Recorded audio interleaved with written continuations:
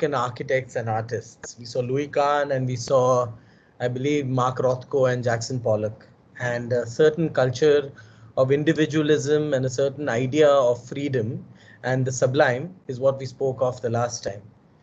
We felt that it was interesting to start tracing this tendency backwards in time. And one of the ways we thought we could begin doing that is by looking and reframing the work of Frank Lloyd Wright, who's iconic as being the American architect. He's, of course, been highly lauded as the great American modernist. He's also, I mean, rumoredly supposed to be the central character in that infamous book by Ayn Rand that is centered around an architect called The Fountainhead. The film version of which, by the way, is very amusing and very entertaining and eminently watchable, okay, because it makes you laugh quite a bit. But what we thought we'll do is kind of really think about the myth of America and the mythology upon which the ideas of American freedom and American individualism seem to be built, and do that across time and do that across history, and then arrive upon Frank Lloyd Wright and some other important icons who represent in many ways the great American dream, and try and place Frank Lloyd Wright's work within that story. So what we've done is we've kind of put together this presentation, which is tentatively called, one second. Oops, sorry. Can you guys see the screen? Yeah, it's coming. It takes, yeah, it's there. Okay. It's called Frank Lloyd Wright in the American Landscape. And this is a tool that we've been that we're going to kind of be using. And as you know, we are very fond of timelines, with something that is quite obsessive for all of us. Janella with with her interest in history also. So we're going to constantly try and place architecture within larger narratives that are happening across time, across the world. So what we've done here, this is one kind of timeline that spans from the 1700s to the 1900s.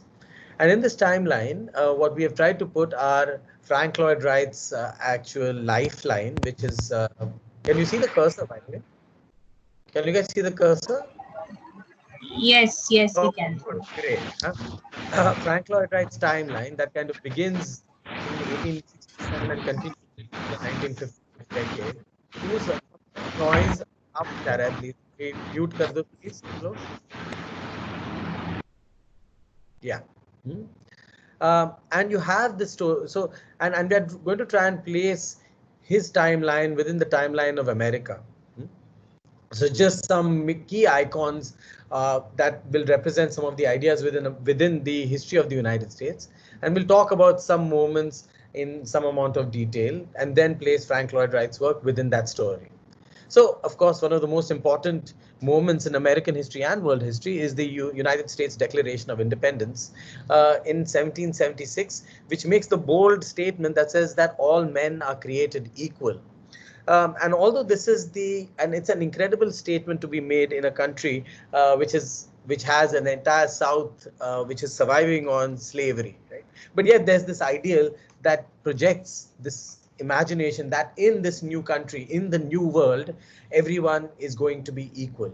And you have this extraordinary landscape that's there, that rises away, that is seen to be inhabited by these free men. In 1869 is what's called the Transcontinental Railway, which reaches from the Atlantic all the way to the Pacific across the entire length of America, and we'll come to that in a while.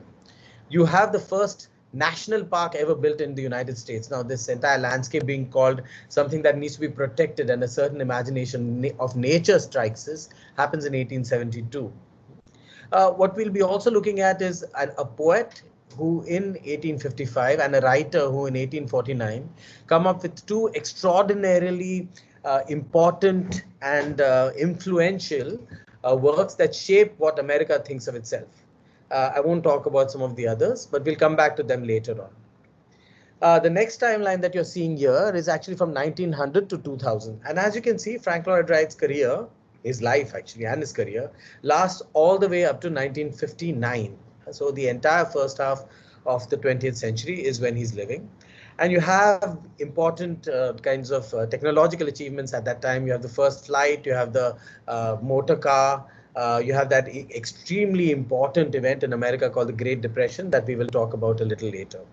But before we proceed, maybe we'll just kind of talk a little bit about this poet who's called Walt Whitman, who is seen as the quintessential American poet. And this is a book that he wrote called Leaves of Grass. You've probably read him in your schools with his poem, "Oh Captain, My Captain." Right? So what makes Walt Whitman so American? This is a poem by him. And let's just quickly read certain bits from these poems.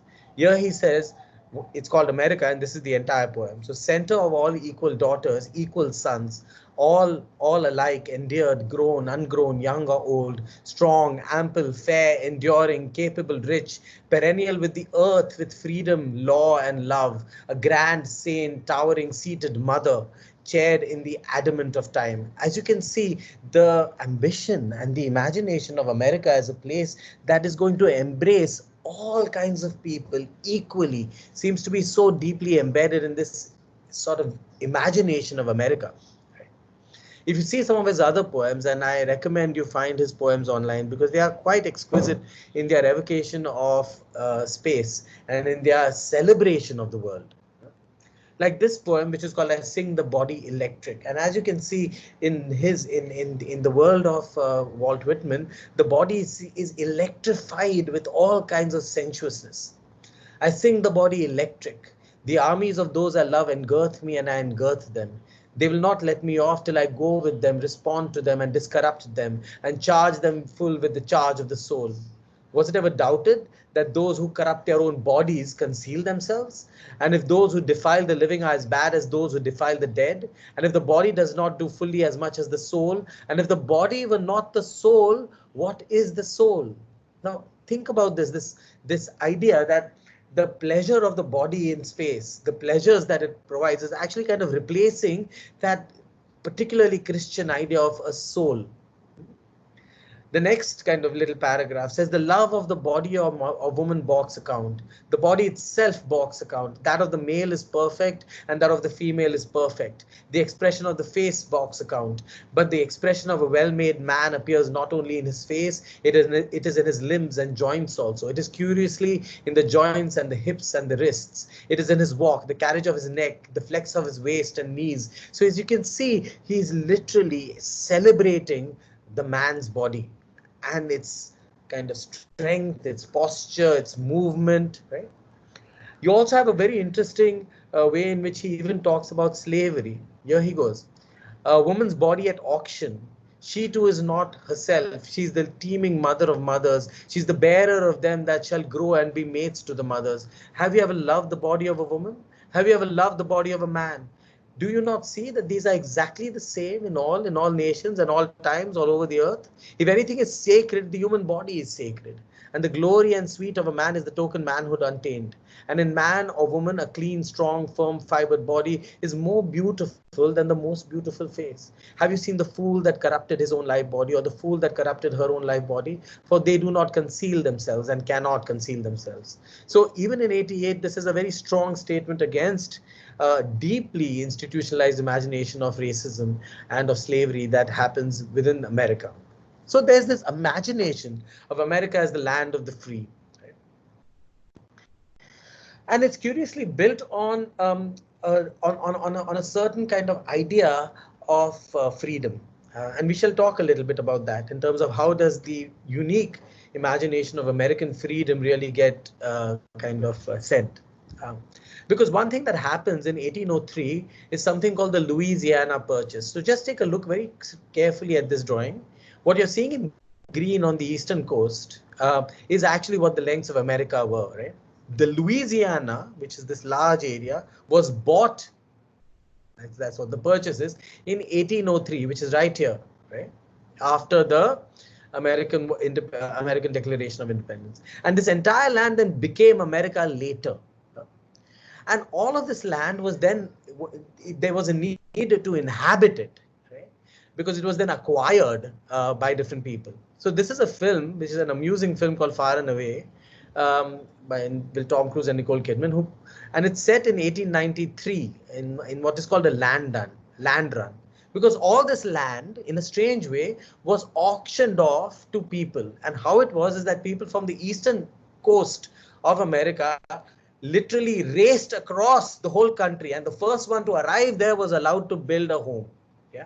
So it's a very strange idea, no? This grand movement of people and civilization, as the way it was imagined by the European settlers, as something that is going to civilize this incredible landscape on the other side. Forget the fact that it was actually inhabited by many, many Native Americans.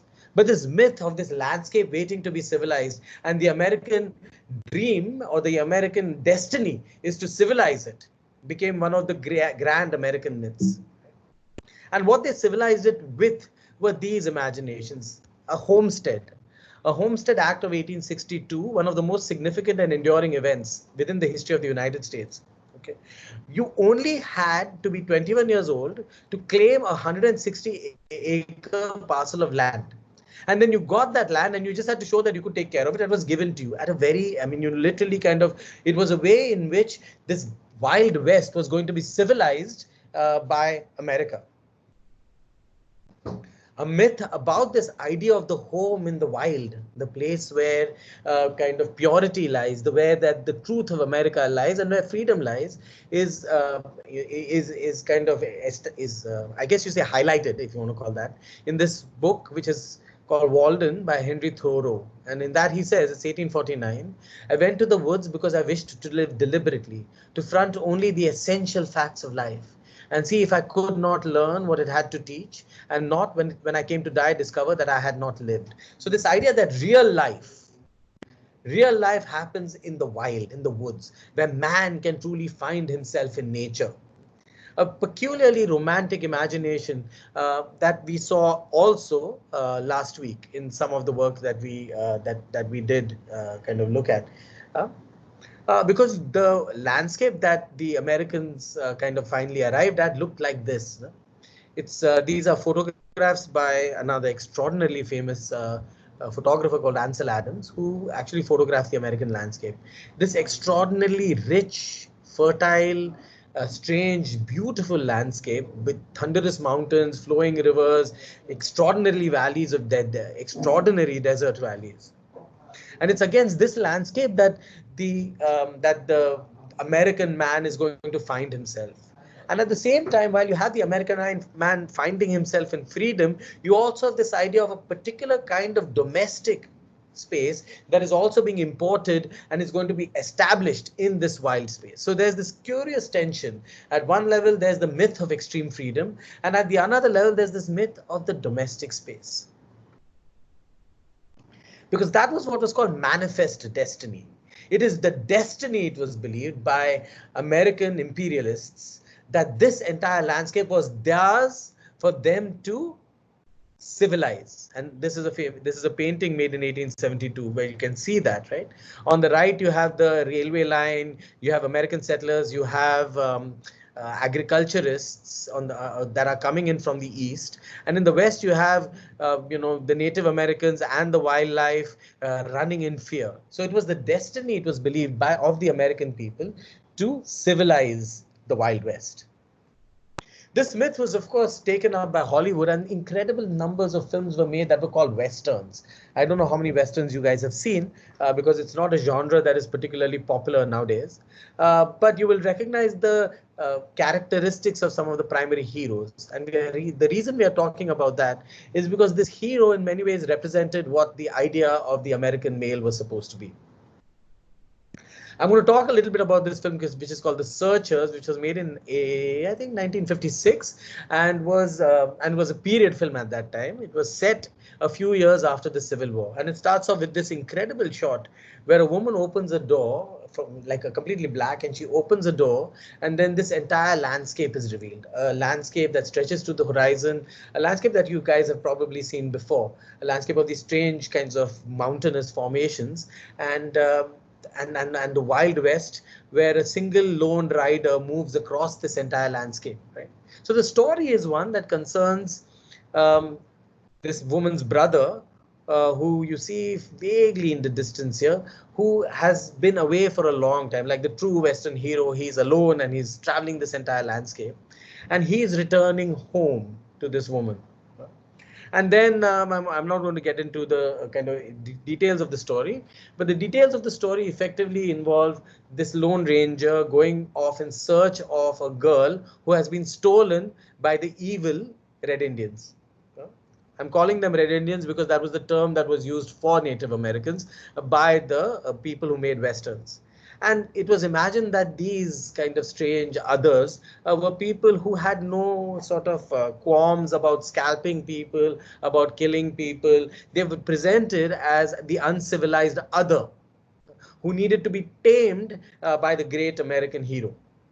They, in many ways, were seen as part of the wild, that American civilization you can come in and now civilize. Because inside the home, because in this woman's home, right, you had this sort of feel, a kind of cozy internal feel, an open kitchen, a dining table, a little light around which the entire family sits and eats. This, by the way, this man here is the brother who's gone off in the distance, and he's going to go off to search for actually this girl sitting there. Yeah.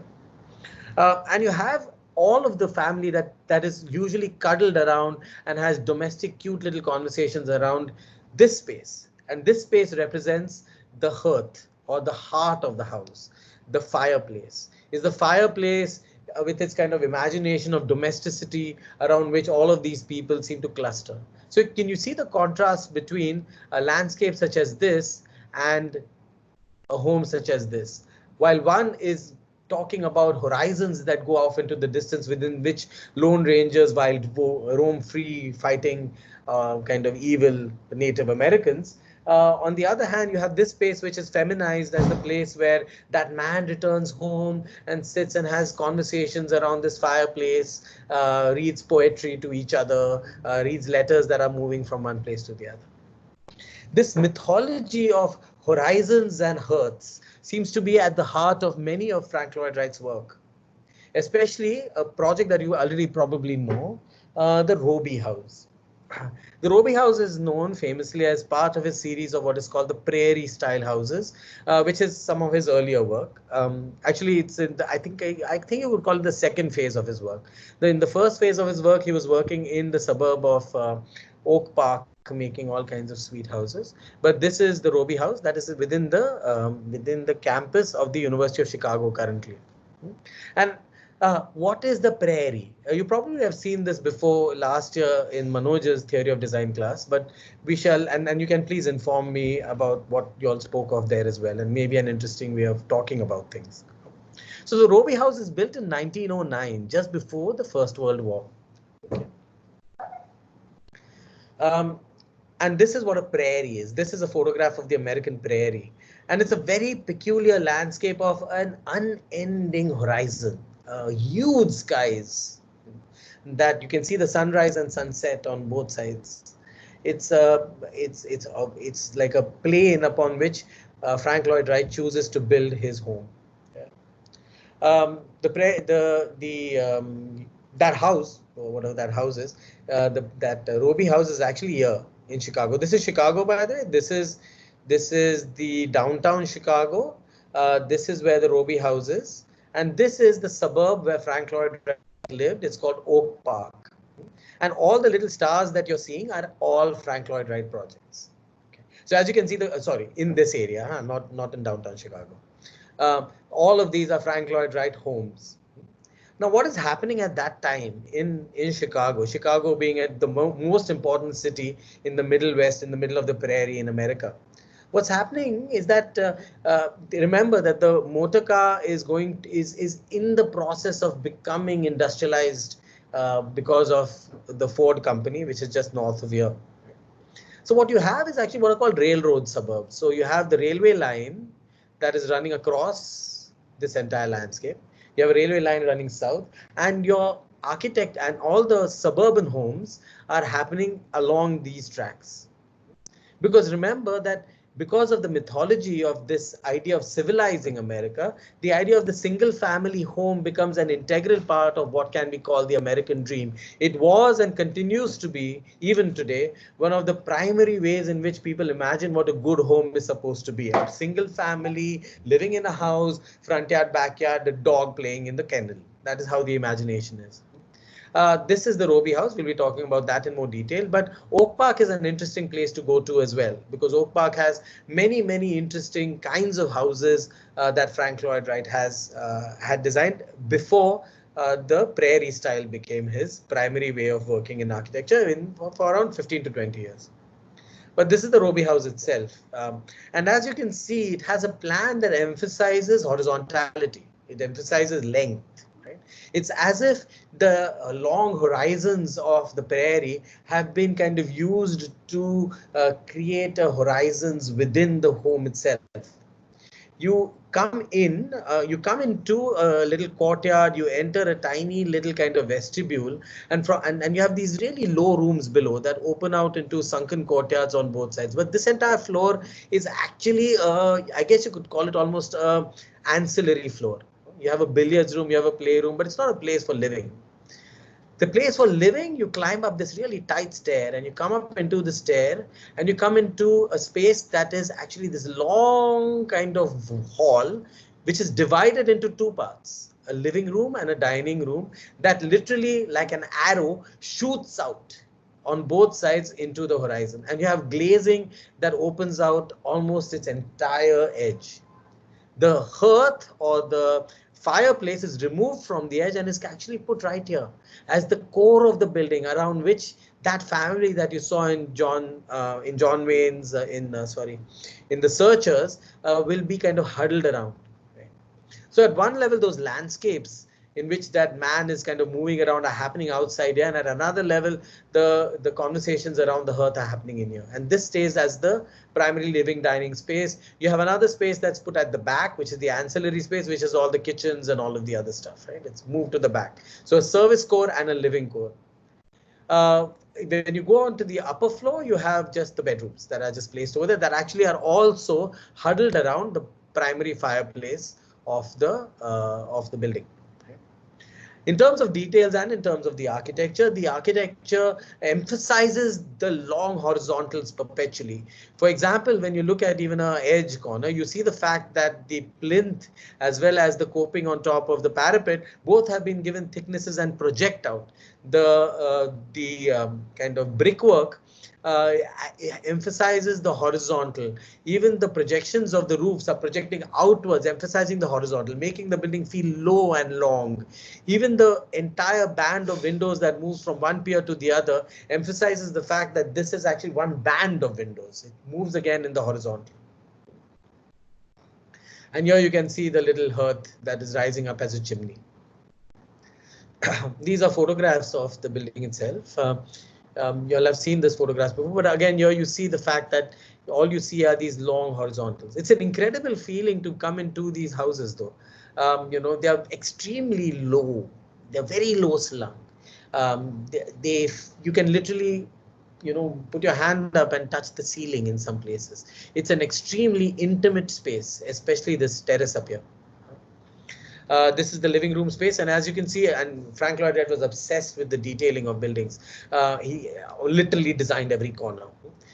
So you have this way in which the bands of windows, the horizontality is further emphasized because you have like these bands that run, along the length, bands that perpetually emphasize horizontality, including the ceiling kind of details. Right? This is the sunken courtyard. Again, scaled very interestingly, just slightly below the street level. This is the vestibule where you enter at the ground floor level. Here you can see the way that it's kind of this dark, kind of cocoon-like space from where you rise up into the upper floor. This is the upper floor. This is what I was telling you is the hearth that is at the center of the home. The lighting, etc., everything was designed by him.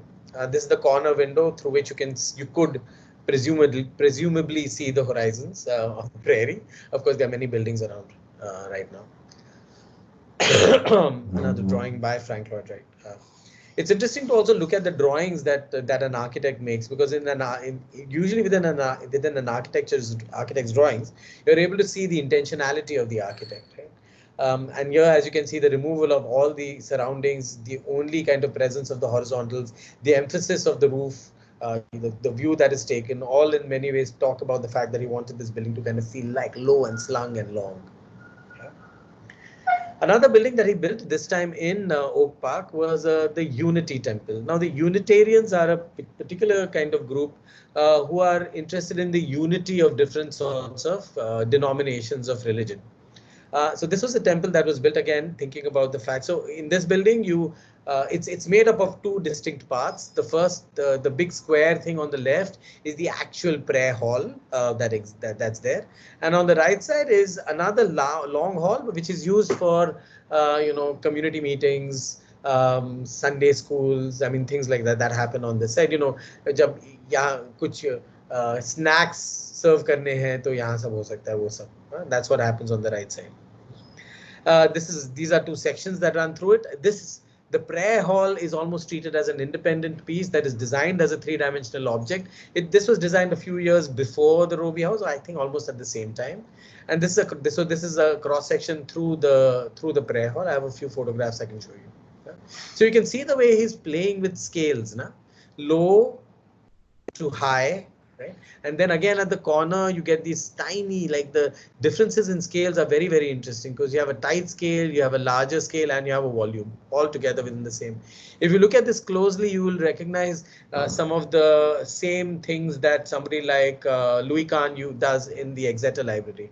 Think about the Exeter Library and you think of the central large space, and you think about the kind of cocoon-like spaces that exist on both sides of the primary space.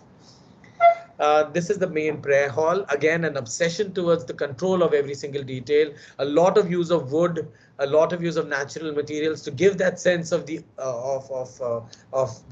kind of, let's say, of being the frontier with nature. Like a civilization kind of idea of man with nature rather than man against nature. Another image of the prayer hall.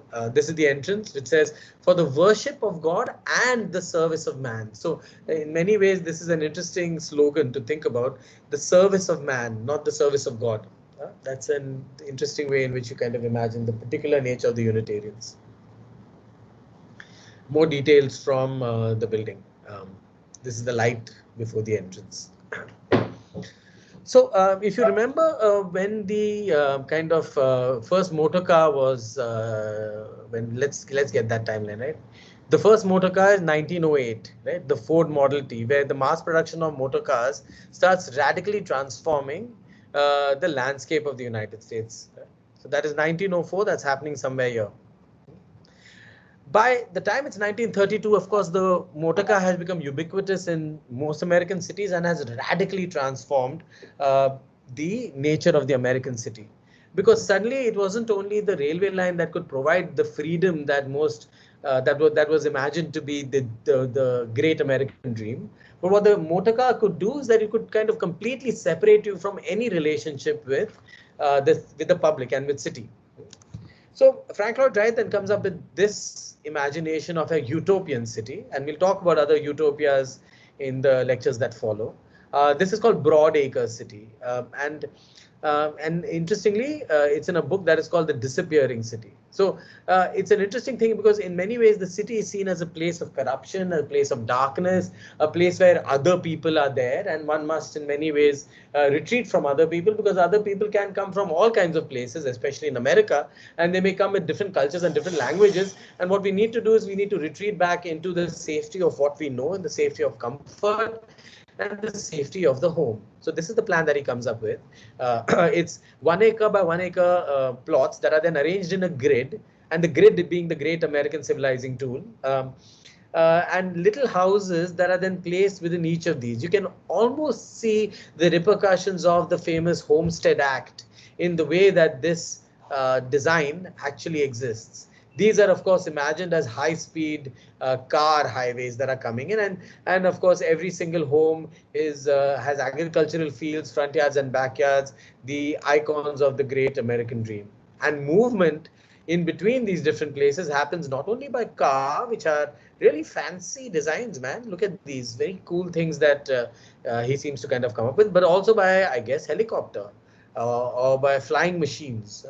So he's really projecting into this freedom that really can then in some way completely isolate somebody from ever meeting anybody at all.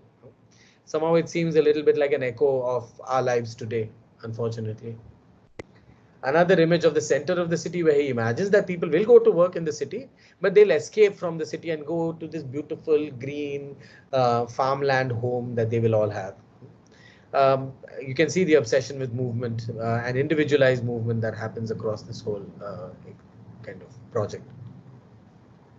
Sorry, So Rohan Anushri has mentioned about the children's series of 9 books called the Little House series, written by Laura Ingalls Wilder, and says is like an autobiography of early life published during 1930s, and along with general descriptions, it captures this transition to the west to prairies, the displacement of natives, claiming of land, and this idea of finally setting up a solid house and building on a new civilized settlement. I don't know.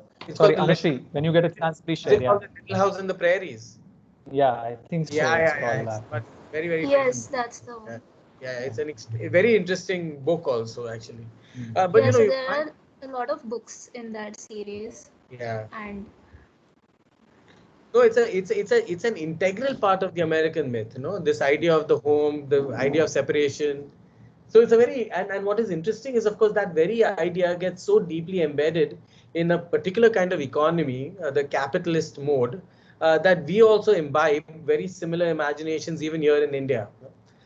If you look at so much of the advertising that is trying to sell homes, you'll see many very similar desires. The romanticization of the nuclear family, the idea of nature as something that we need to control as gardens and that we enjoy for ourselves. So all of these are so deeply embedded in so much of the way our modernity itself has been shaped.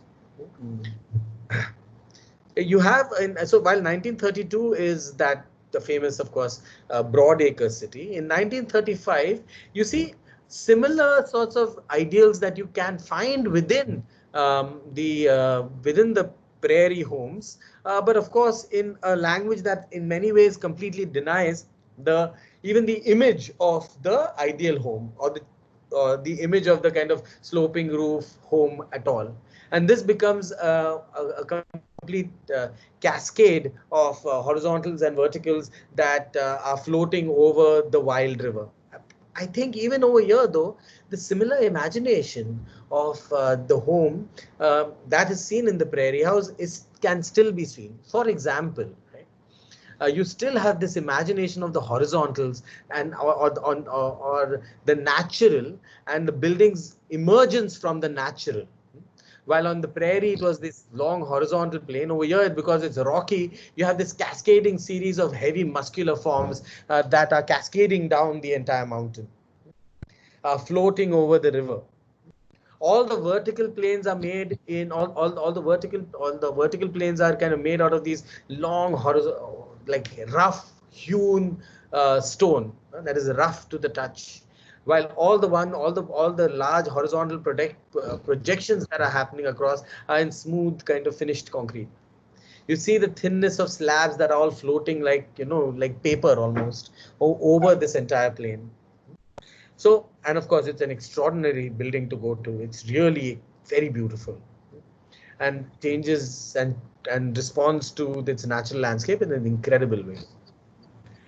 It's interesting to also look at the plan, and that's the reason why I feel it echoes many of the same obsessions of the prairie home. Again, if you look at this plan, for example, all of this is where nature is opening out. These are the cascades of the terraces that are floating over that entire river system. And the building is kind of pushed back into the walls of the hill. The heavy stuff all happens at the back so that the horizontals that are opening out to nature can all be opened out in this way. You still have the hearth huddled back into the kind of cascading back where the family can sit protected from the outside nature, surrounded by these thick walls that give a sense of protection. And if you go to the home, you do get that sense. Like you see in this image, you have this heaviness that's around you, but in the distance, it's as if he's tried to remove any obstruction to nature from within the building. Again, these rooms are extremely tight and small, very tiny rooms. Okay, if you raise your hand, you can touch the ceiling. The rooms are smaller than some of the bedrooms that you have in your own homes right now, and this is their bedroom, right? The intimacy is highlighted by even the kind and the idea that this is just nature. This is not architecture. This is nature. Huh? By the roughness of this of the way that this is put together, by the roughness of the floor. So there's a way in which this idea of the American man, the idea of the ideal American family that lives in and with nature is deeply emphasized in the way that materiality is deployed in the making of this building. Right? I'm not going to repeat myself, but you can see that again, the emphasis on the horizontals that are cutting the vertical plane of the wall into many, many different planes so that you get a sense that it's, low. Yeah. This is the hearth itself in one of the bedrooms above. Later on, and we are not going to be talking about these projects, but we could actually come to think of it. But anyway, but these are projects that I would recommend. I think you all have already seen, but if you haven't, then I would highly recommend that you kind of take a look at. This is the Johnson Wax building of 1935, which is completely kind of closed off from the outside and gets light in only from the top, creating a large pool where people are working in plain view of each other. It's an interesting building. I think on YouTube you'll find an entire documentary that really goes through the architecture in great amount of detail. If you want, I'll try and find it and send you guys a link. And on the right is one of his last projects, which was actually completed after he died. It was completed in 1959. It is the Guggenheim Museum in New York, which is, I think, quite radically different from a lot of his earlier work. So if you think about the journey of Frank Lloyd Wright, that had an incredible career that started in the 1890s, 1880s, 1890s, and ended in 1959, you see a huge kind of growth and a transformation of his concerns and of the ways in which he works with the building. Although in many ways the Guggenheim Museum as well serves as a sort of pivotal point within the grid of Manhattan. When two grids meet, it seems to kind of take that idea of these two grids meeting and put a swirl in the middle of in the junction of these two grids that kind of in many ways makes a corner. And truly in some many ways responds to the movement of the site. Shirish, you want to take over? Yeah. Should I share your presentation? Sure, or I'll share Ron now. You can Okay, stop. so I'll stop sharing then. Yeah. But do you guys have any questions with this so far, or no? We'll just take all the questions later. Yeah. It's easier that way. Now we can have a longer conversation then. Sure. I've stopped sharing, haven't I? Stop sharing. You've stopped sharing. Let me share now.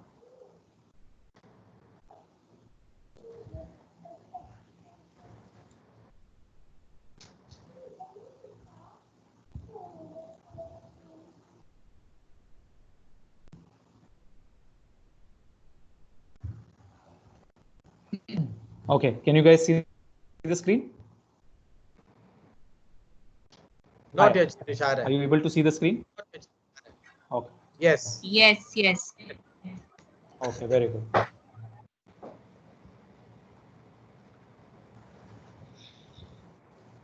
Okay, so I think Rohan mentioned earlier that there is a period of the Great Depression.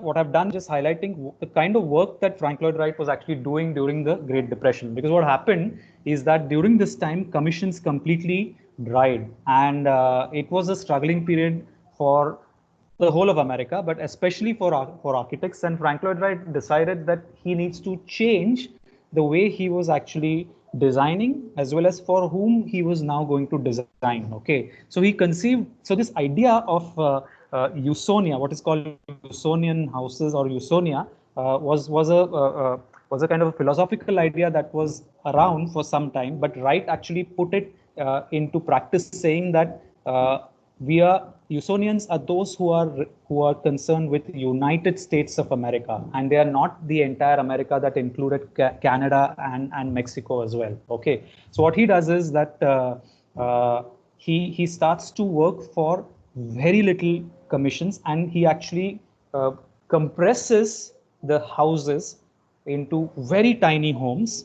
Okay, depending on the kind of commissions that he was getting, but he still retains some of the fundamental principles of what he calls natural design. And I'm going to try and show you two houses which are Usonian houses. He has built around about 60 such Usonian houses. This one is called the Pope Legge house. Right now it is in Delaware. It has shifted home from Virginia and then come into this place in Delaware. A very tiny house. You can see the width of the house is actually, I think, around about maybe 10 or 12 feet. Yeah, that's how small the house is. Yeah, it's a 1,200 square feet house. It was built at the cost of 7,000 USDs in 1941, a little later after the depression. But this depression period actually continues till much later. And his and this idea of building a house which has everything. It has its own sort of heating system. It has its own custom kind of furniture, and yet be able to sort of bring it in the kind of budget was one of the things that he was able to actually orchestrate. I'm just showing you the small sort of plan of the house. Again, if you look at any images of the Pope Legge house, you will find that they're long kind of what do you say, images, because of the way the L plan is structured. The earth is still there over here. Okay, the earth is still very much a part of this house. This is another house called the Penfield house. Okay, again, a very tiny house. Keeping in mind, it was built for a gentleman who was much taller, so the house gets a kind of a tall sense. But the house sort of opens up completely onto one side, allowing for a lot of light to enter, natural light to enter inside. Yeah, very different from what you saw in case of Fallingwater or the Roby house, where there was a lot of emphasis on the horizontal. Now suddenly the house is now opening up, facing onto one side and allowing good light and ventilation to come in. But again, the private spaces of the house are extremely tiny. Yeah. In fact, they are more like your what do you say, like as though you are in a ship, right, where you have your own little bed and your own little small kind of a study, and that's about it. That's the idea of the bedroom. That's the plan of the house. Single small linear plan with a half kind of a raised floor above, which gets kind of the bed spaces. So I'll just show you where that particular bed that the photograph was is over here. Okay, a small single bed with a desk on the side and a tiny wardrobe. Okay, and that's about it. Yeah, and then there's a double bed also, which is set in a similar space. Yeah, on the other side, and that's it. And then the rest of the house is a single kind of a space with the hearth in the middle again. Yeah. He also writes, Frank Lloyd Wright has written quite a few books, but one of them which actually outlines this idea of the natural house is called The Natural House.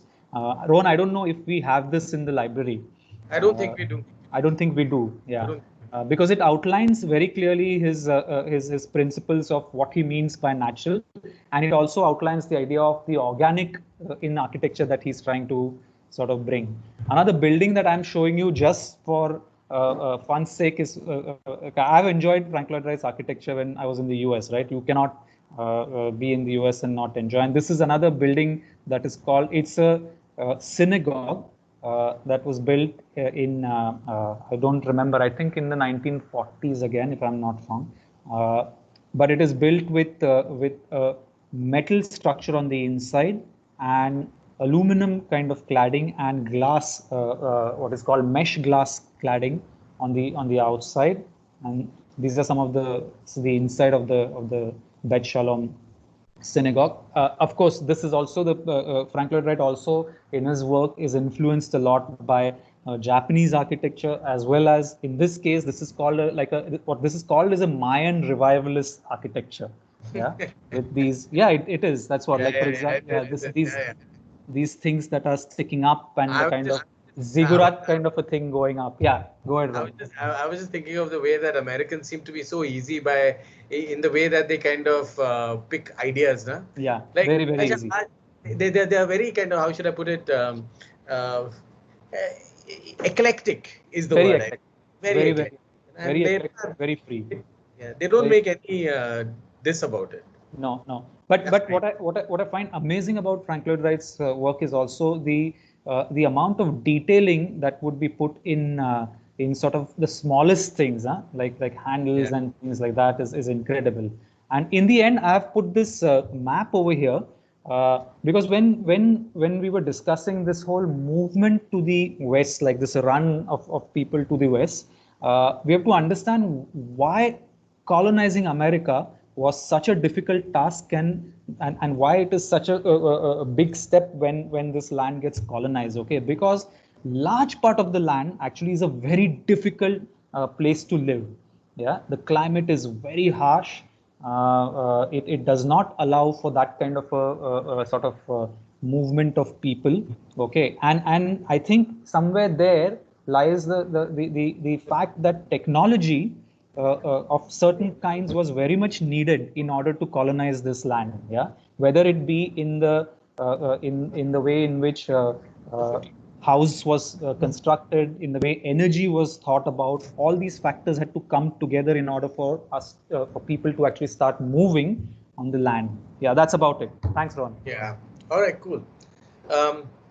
You guys Stop have sharing. any, do you guys have any kind of comments or something that you'd like to kind of talk about? Janella, is there anything you want to add right now or? No, I think we asked the students. Yeah, cool.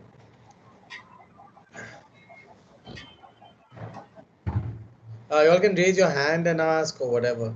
But let's see, people have already typed something. So, oh, Nishanti says that would it be fair to call Westerns like a type of propaganda film? Yeah, I mean, most kind of mainstream films tend to cater to the desires of what the middle classes would like to feel for themselves. So when the Western is being made in California, it's being made in many ways sometimes to justify its history. To say that actually it was part of a project like what was called Manifest Destiny. So in many ways it is like how Shirish is saying, it's a justification for an action that once happened in the past. Yeah. Of course, the Western itself transformed as a genre quite a bit in the later years, especially in the post-war years. I would say, I think in the 60s, when the sort of presumptions that it had about the Native American were really challenged quite a bit. Actually, there's some very interesting films. Even The Searchers itself is an interesting film when it comes to its relationship with the Native American. It doesn't know really what to do with it because Searchers was made in 1956, you have to remember. So already there's an awareness that many of the things that were supposedly the great manifest destiny of the American imperialists was not something that was necessarily for the better for everyone. There's an awareness of the violence that this act did take on that American landscape. I would recommend The Searchers as a film just because it's supposedly one of the great classics of cinema in the world, but also because it's a very unusual Western. Someone has something about Californication. Someone said something. I don't know. Where's California? The Red Hot Chili Peppers. I don't know. Where is it? Where? I read it. I can't see it now. Someone said something, I thought. Did someone say something about Californication? I really want to discuss it. I really enjoy California. No, but there is a yeah. See. Dia said something. Yeah, and then she backtracked on it. Yeah. It took back the comment. No, but Ron, there's a history of America in this sense of actually occupying the land. Okay, and there is another kind of story of America which constantly kept allowing people to enter from the east, which is a story of New York or the east itself, right? The way that got shaped, which is actually also in some way an extension of the same kind of idea, that as people kept moving west, you kept allowing people to come into America from the east. A lot of people came from Europe because they were sold that dream of the Americas, right? Yeah. As the place where that freedom exists. A lot of people who came to America came with this because they were oppressed in the places that they were at. Protestant communities who were oppressed in certain Catholic communities left Europe to found entire states in in the United States, like Pennsylvania, was actually formed by William Penn as a kind of ideal, kind of utopian Protestant state. It continues to have that sort of history. Yeah, you know, the Quakers and all of these people continue to live in these isolated communities. That's quite an interesting story in many ways. What is also interesting is the way that myth becomes embedded in architecture. Now, when I was studying architecture, Frank Lloyd Wright was the man. In our library. Sorry. Sorry. Did we miss something? Somebody wants to say something? Okay, go ahead. Ron, go ahead. Oh, me go ahead. I thought you were waiting for that person to go. No, but nobody said anything. No, it was really exciting because we had this, like, there were only Frank Lloyd Wright books in the library. And there was a particular way, you know, Frank Lloyd Wright draws this hand drawing with the nature and green, green, green everywhere. That I think we thought that that is the way architecture should be drawn. We did not have, you Septians had a lot of Le Corbusier in your life, no? No, we had no Frank Lloyd Wright, by the way. Oh, really? Yeah. We were like Frank Lloyd Wright was ठीक है आपको एक building दिखाया होगा कभी, but actually क्या है ना कि कबूजियर और कान के सामने कुछ दूसरा दिखाई नहीं दिया. क्या ऐसे? हाँ, मतलब क्या है to and I actually discovered Frank Lloyd Wright when I went to the US, and I was quite fortunate that Guggenheim actually had done an exhibition of his drawings and models when I was there. Okay, so I got to see a lot of the original drawings and models from his office. But nonetheless, I mean, Guggenheim itself is such a spectacular experience, you know. And then Falling Water, you keep visiting. I visited in 1 year. I went to Falling Water 3 times. Jidhar bhi jabhi bhi chance mila tha bhi, because it is a kind of a building and setting that I have never seen that kind of a architecture in nature, you know.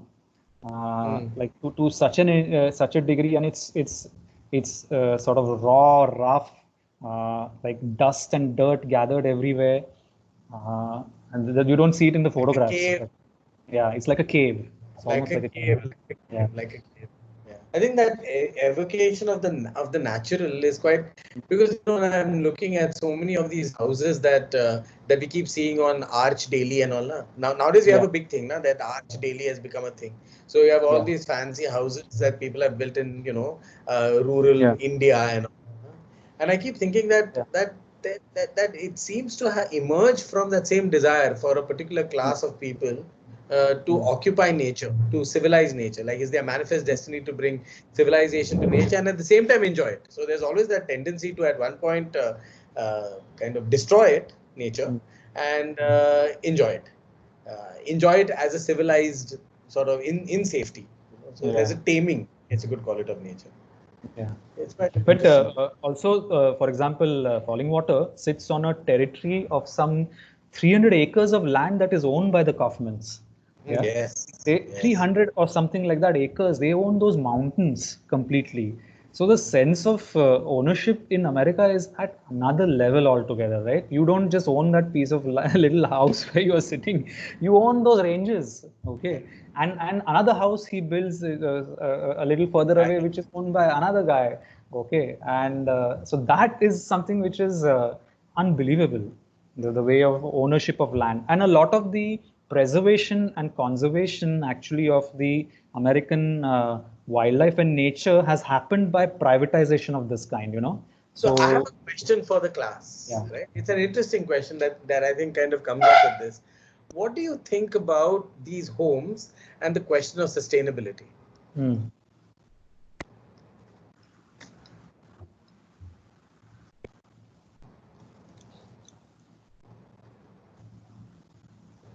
We're going to pick people. We should do the same thing we're doing in the second year. We should assign people that they have to frame a question for every class. We should do that for these guys as well. Done. Yeah, let's do that. Yeah, that's a nice idea. Yeah, please go. Whoever wants to speak. Me. So about the question of sustainability within, like, people living within nature and all, I think it comes with a huge responsibility, So like yesterday, during the AD, we were talking about where all we live, and I said about how I live near in Devnar near this like mountain, and like this is a personal example, but I'm sure people face it where you live in these natural environments, but then the interaction between the people and the flora and fauna around is it's more hostile than anything, and so I think it comes with a certain responsibility because the very act of creating architecture that's not from like within the nature in the area, it means you're going to be displacing people and you're going to be displacing the flora and fauna of the area, and so then it kind of needs to be sustainable in the sense that it needs to sort of have that like symbiosis between the I'm mainly coming at this from like a fauna point of view. So for instance, the monkeys that got displaced, they keep coming here and then they wreak havoc with the wires and things like that, and those are problems that I think that if you want to kind of live in a place like this, it's like part and parcel of that. So I think that if building does happen within environments like this, it should be given that these kind of consequences would happen, and like that's the sustainability that should be a part and parcel of building, and if not, then it wouldn't be sustainable. Yeah, no, it's an interesting point because, when you think about the idea of the sustainable, too often something like this idea of living in nature is seen as automatically sustainable. Or if you think about like the using of natural materials is sustainable, you have a lot of that, no? That I'm using kind of stuff from the same location that I'm building in. And I keep wondering about that because I'm thinking, yeah, is that really sustainable if you're using all those resources to make one house for two people who visit there once in 3 months for 2 days? I keep wondering that, key, is that sustainable? And the problem is that when architects think about sustainability, they usually frame it within within the usage, within its materialities. They don't necessarily think about the larger questions of sustainability, and I think that's also a point that you're bringing up, is that that when you do decide to kind of live within nature, it doesn't mean you need to replicate nature. It means you need to, in some sense, evolve a sustainable relationship with nature. And the word sustainable becomes a kind of very interesting thing to think about. Like, what is sustainable? Yeah, I think this idea of manifest destiny. Okay, I'm just thinking that I think we sometimes think of it like that, na? That it's my land, it's and I want to be able to make use of that land, and there's a problem in the idea of sustainability also, actually, in that sense that that you are that by not using it, also it is unsustainable, right? I mean, if there's a piece of, because we see as a society looks at itself and nature as these binary kind of that is nature and this is us, and we have a relationship of sort of take from nature and appropriation. Okay, we have never really understood that perhaps we are also constructing nature where we are. Okay, and actively sort of engaging in acts of sort of natural whatever interactions. So there's always this kind of binary which I find very difficult to sort of bring in the course of, say, when you're discussing with your client or anything like that, actually. Very difficult. But in the American context, that relationship with this idea of manifest destiny was actually not thought of in that way at all. I think it was like this is what we were meant to do. This is what I was supposed to, which I find quite fascinating, actually. A lot of, by the way, Ron, the landscape architecture field actually emerges in the Americas, right? Largely. Landscape architecture probably does. You're right. No, but if you think about the Renaissance, there were these garden designers. Very much so. I think what the America brought is a particular romanticism with respect to the landscape. the Whitman-esque sort of romance and freedom, all of that imaginations of freedom in the landscape, I think. Yeah. Came with the Americas. Now, I was actually thinking about that a little bit. This idea of the idea of civilizing the wild, civilizing the wild का जो फंडा है, it's something that I think that most modern nations also have tried to do. Na? We need to civilize the natives, Yeah. उन्हें civilize करना पड़ेगा हमें. And of course, architecture metaphorically is the idea of order. So in some sense, to civilize the land, to civilize nature, we need to kind of be able to map it and grid it. Yeah. And, it's something that has been integral to the modernist and modern project. Yeah. Nishanti has typed something.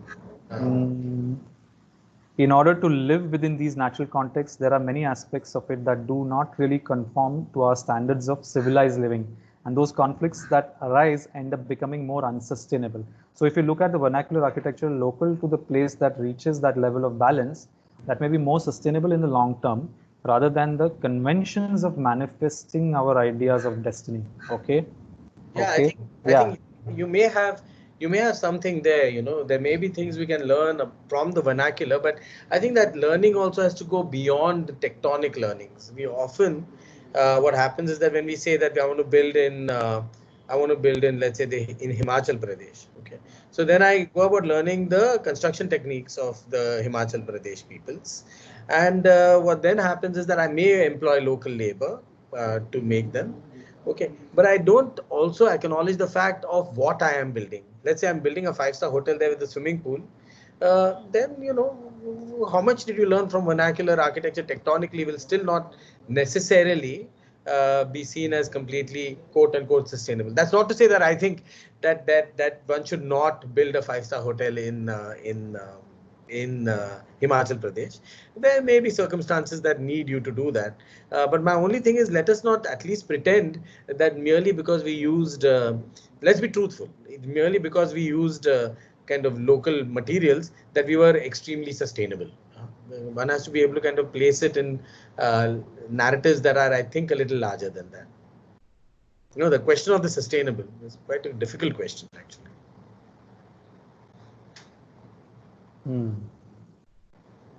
Or koi? Or is this going to be one of those I will in classes? You know what we need? We need a Shravan in this class. Yeah. We need Shravan. We need do you guys know who Shravan is? Yes, we do. Of course. Oh, you do? Ugly, who does it? He's great fun, man.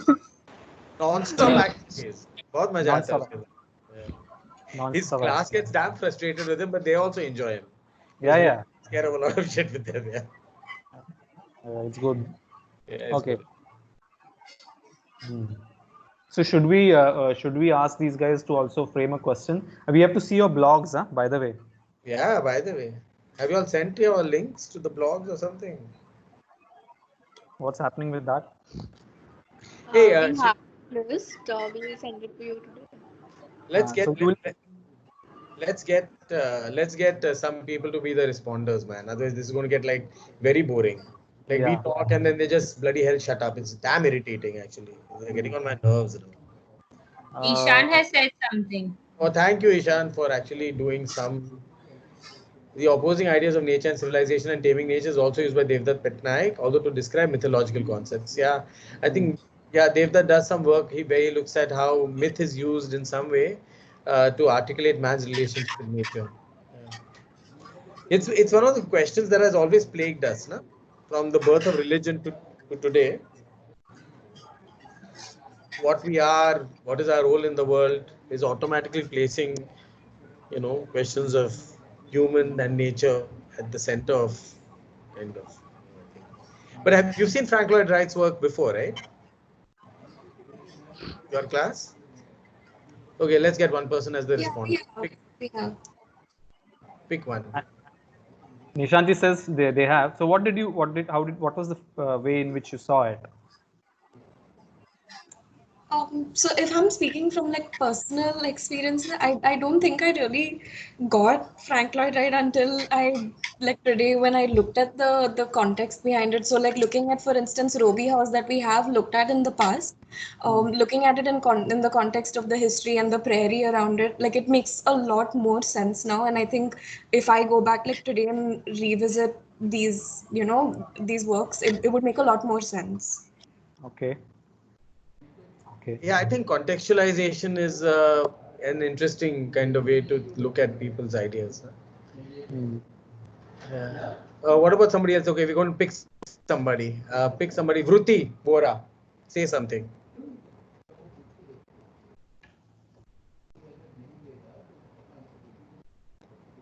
Vruti, hi Vruti. We're going to presume you're not in class. Yeah, she's not in class. Okay. Komal. Mark her absent. Marker absent. Done. Hello. Can you all hear me? Yes. Yeah. So I had something to say. So last year I'm Dia. Hi there. Yeah. So last year in one TOD assignment, we had to read this book in which we were reading about Palladio, Andrea Palladio. So it was basically like a book of essays, and it really spoke about how, before Frank Lloyd Wright, architecture was looked at as an object, which only related to itself. Whereas when Frank Lloyd started this movement of architecture that sort of is embedded in the landscape and relates with the landscape instead of the internal building itself. So like the monumentality that existed in architecture was sort of that idea was challenged by Frank Lloyd Wright, and I found that very interesting. Yeah. Nice. Yeah, there is. You're right. Actually, over there. I mean, one of the things that I don't think he started the movement or anything, but yeah, what is interesting about Frank Lloyd Wright's work is that the nature of the object and its relationship to land changes. It's true. Yeah. Very true. Keyur says one building in these ecological systems is unbearable in a way. It's like we are invading. Why not just shut up and make a better place where you stay, where you fit in, where you are accustomed to? A point, yeah. Like it's actually in many ways, it's a big argument that we really need to think about nowadays, especially in times of climate change. Is architecture, is building architecture necessary, or can't we just find new ways of inhabiting the architectures that we already have? Huh? Like if you look around even now at Bombay, and you look at the kind of big housing question that is being raised, and at the same time there are so many buildings that are lying vacant and empty. So you wonder, yeah, kya hai ye housing question? Why do we need to build more housing? Which means all of you all will have no work when you go out. I'm just saying.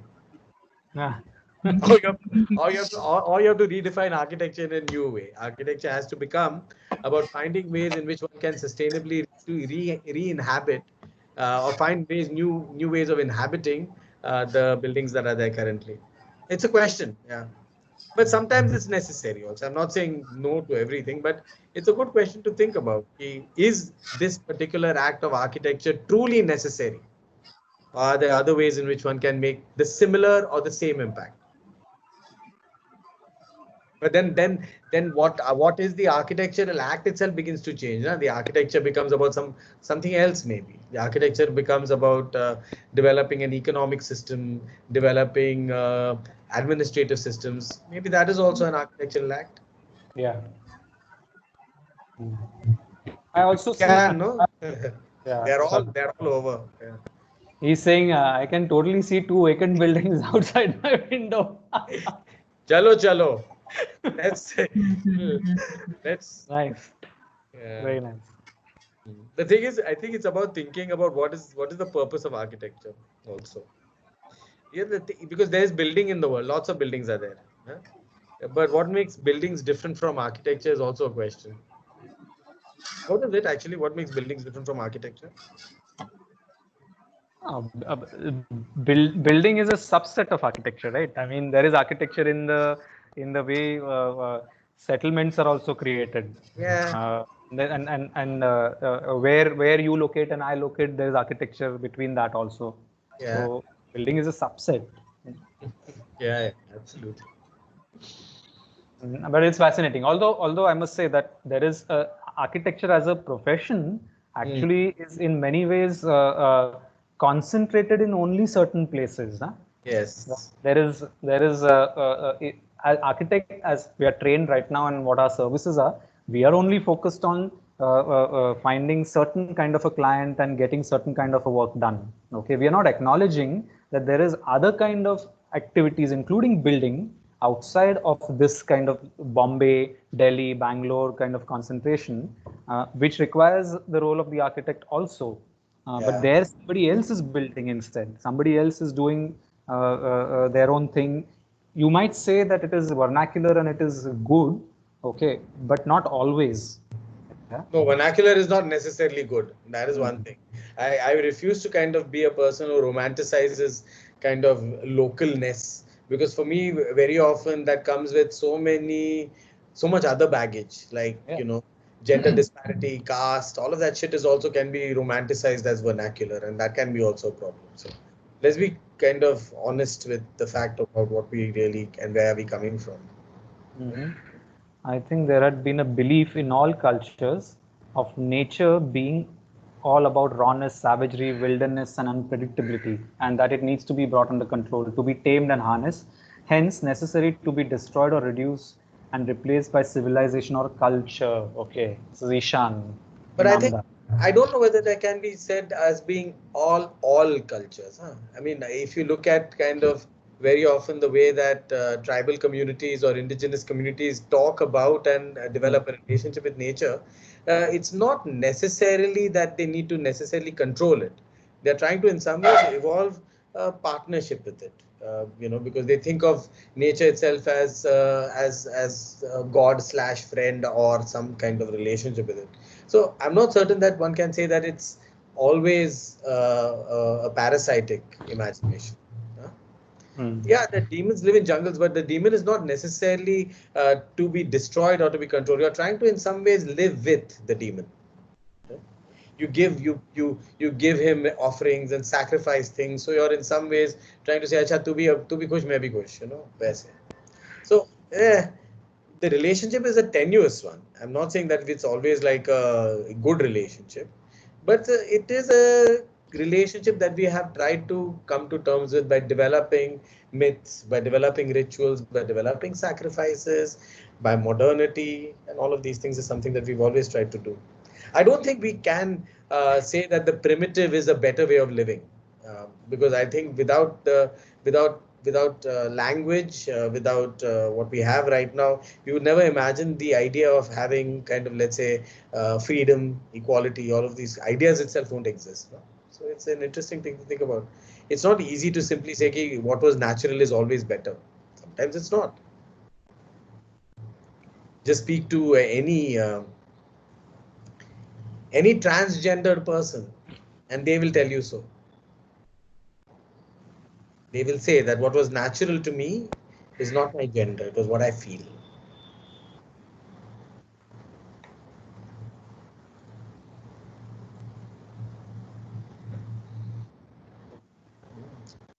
Okay, so when do we get to see? Vruti Vora has marked absent, na? Vruti Vora has marked absent. No, where is she? Vruti? No, she's not there. We asked her thrice. She's just not there in the room. She's just turned it on and she's going and doing her own thing. We'll pick people like that. No, it's fun.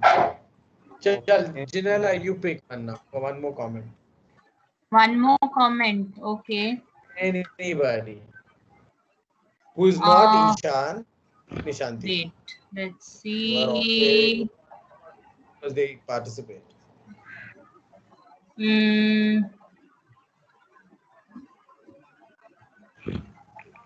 Akansha. Akanksha Rehna, all the way from Jammu. नहीं है. Hello. Hi Akanksha. Hi. Thank you for being there.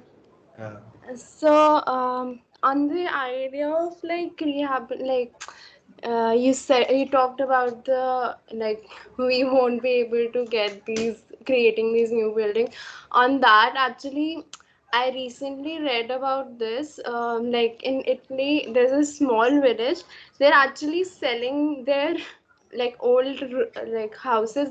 There was an earthquake like I don't know when it happened. So they are selling their like ruined houses for one. The Italy government is selling their houses for €1, and I was like kind of shocked. Like, why is that happening? But it was like really interesting that they are trying to like rehabilitate the place, like they are actually giving out money so that people can start their own businesses there. So I was like very interested in that also. Yeah. Yeah, that happened. In places like Japan, the population is reducing so rapidly that they are afraid that the schools will have to shut down because there are no young people only in the whole country, like that. So there's no need to build new architecture. ऐसे हो रहा है. In some countries, Yeah. we don't have that problem yet. We are generating thousands and thousands of people every second. So we should. No, and also we are now in the phase of demographic dividend. We are at that from now onwards till till 2050, I think we are going to be in our demographic dividend phase, which means we are a larger number of population is going to be from the age group of 16 to 60. Okay, whereas, for example, China has just come out of its demographic dividend. Okay, and Europe has ended demographic dividend long time back, and Japan also likewise. So it means something. This is a very interesting thing to think about. What does it mean when you have a young population that will require jobs and that will require activity? Okay, and if you don't foster that demographic dividend, then what happens in the later phase of that dividend? Yeah, when that population will move out and more people will be older. Like, I remember when I was in Vienna, their biggest challenge was that there are lesser number of working people and more pensioners. Do you know what that means? It Yeah. means, it means that the working people and the taxes actually were not able to sort of pay for because everybody is a pensioner, at the end of this thing. So societal movements in terms of age and demographic are very, very crucial.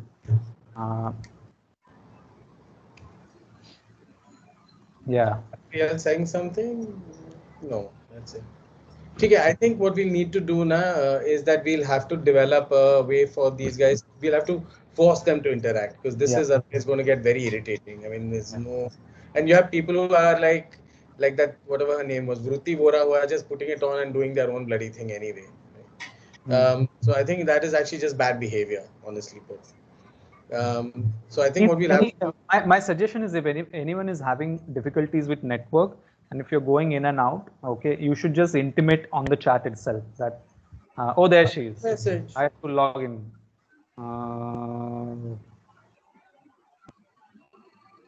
Okay, fine. Okay, very nice. Okay. Okay. So just let us know on the chat also. It's fine. Always keep us in the loop in terms of what is happening in your lives. It's like that kind of. That's okay, Vruti. Vruti, it's fine. Vruti, it's fine. No, I know. I'm thinking seriously. Let's figure out a way to keep them engaged.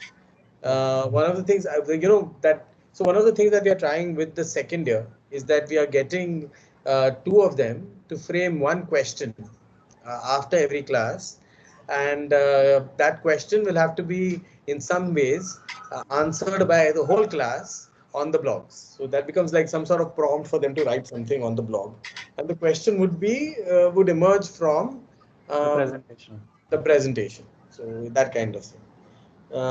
Just because very often people otherwise don't know what to write on their blog. So after every class, we'll just say, okay, maybe, just let's frame a question around some of the themes in the thing, and then they can spin it. This time, what we have done with the second year, what was the question for the second year? The death of God. Yeah. Right. So one of the girls whom we asked said that she was interested in looking at that Nietzsche phrase from his book that said God is dead.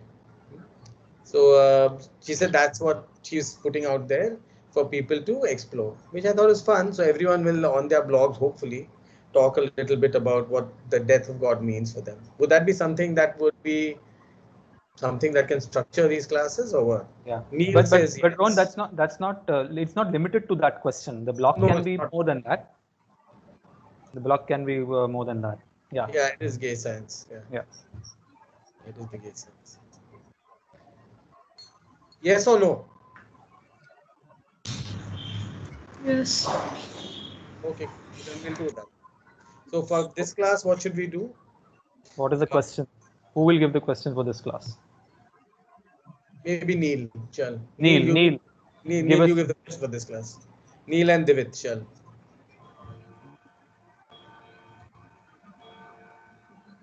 Neil. You take your time. No hurry.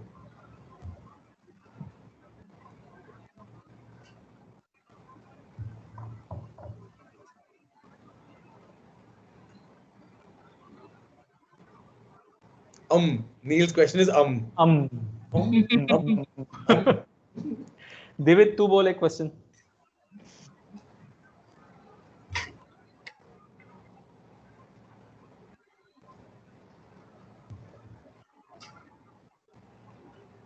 Okay. Also, and when do we get to see your blog file?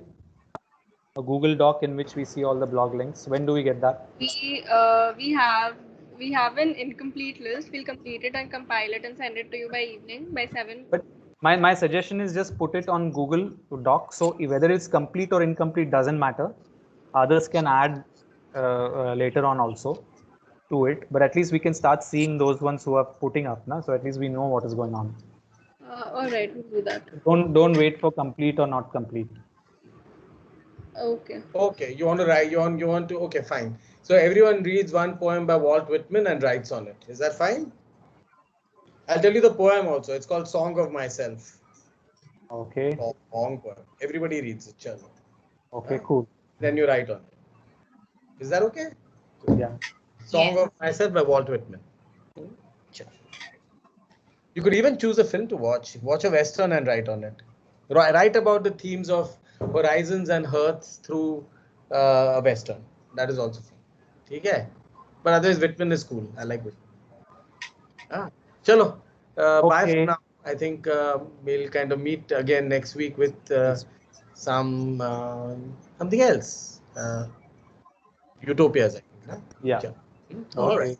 Bye. Okay, bye. Bye.